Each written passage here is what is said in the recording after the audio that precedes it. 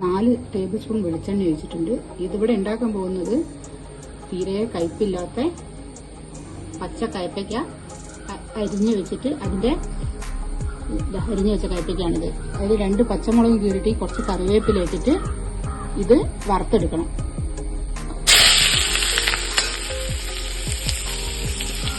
കുറച്ച് സമയം വറക്കണം. 4 ടേബിൾ സ്പൂൺ വെളിച്ചെണ്ണയാണ് ഇതിനു വേണ്ടി ഒഴിച്ചത്. എന്നിട്ട് ചുള്ളിലിട്ടിട്ട് ഇതൊന്ന് നല്ല പാകമാകുന്ന വരെ വറക്കണം. ചോറിന് ഏറ്റവും ഇഷ്ടപ്പെട്ട ഒരു കറിയാണ്. കുറേ സമയം വറുത്തിട്ട് ആണ് ഇത് കറി വെക്കാം. അതേ സമയത്തോടെ കുറച്ച് സമയം പിടിക്കും.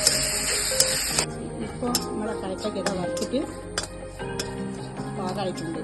ഇനി ഇതിലേക്ക് മഞ്ഞൾപ്പൊടി അര ടീസ്പൂൺ മഞ്ഞൾപ്പൊടി, 1/2 ടീസ്പൂൺ മുളക് പൊടി,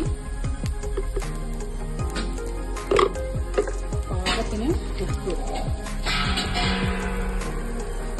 എന്നിട്ട് ഒന്നുകൂടി പച്ചമണം ഈ മസാലേന്റെ പച്ചമണം മാറുന്ന വരെ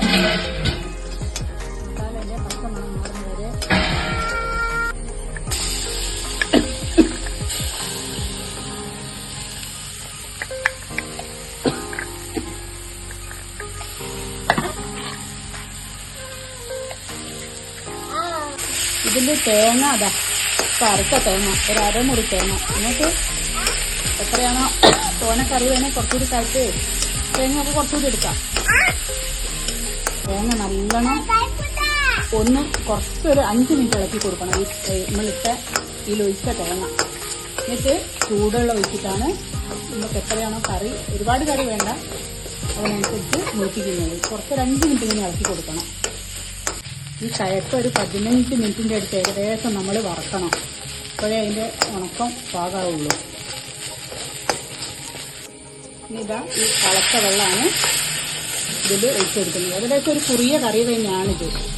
കുറിയ രൂപത്തിലാകുമ്പോഴാണ് ആ കറിക്ക് ടേസ്റ്റ്. ഇനി ഇത് നല്ലോണം ഒന്ന് തിളച്ച് കറിവേപ്പിലയും ചേർത്ത് വാങ്ങി വെക്കാം. എന്നിട്ട് വറവും കടുകിട്ട് കറിവേപ്പില മുളകും വേറെ ഒന്നും വേണ്ട കറിവേപ്പില ഇതിലേക്ക്